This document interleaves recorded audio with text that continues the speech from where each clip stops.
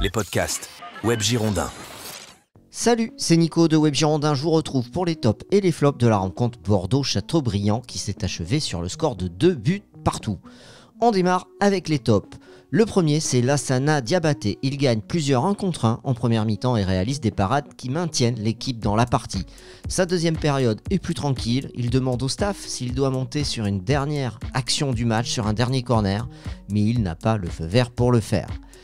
Le deuxième top, c'est Soufiane Bahassa. Techniquement, il a du déchet lors de ses 45 premières minutes, mais il ne se décourage pas. Ainsi, il réussit de beaux gestes offensifs en fin de match et participe au sursaut bordelais. Il est passeur décisif sur l'égalisation de Carole.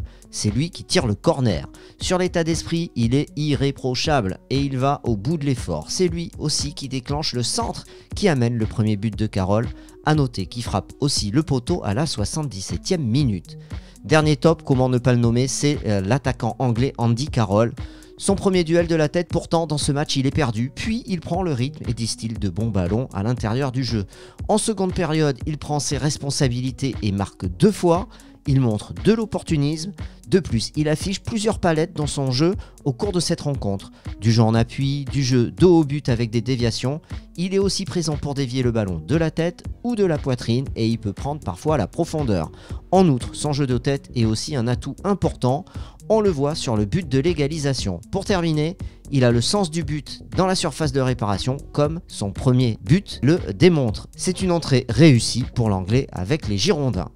Voici maintenant les 2 petits flops de cette soirée. Le premier, c'est Famadi Diaby.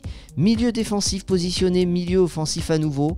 Il a tenté des passes clés, des déviations en première intention en première mi-temps, mais il a disparu du match au fil des minutes.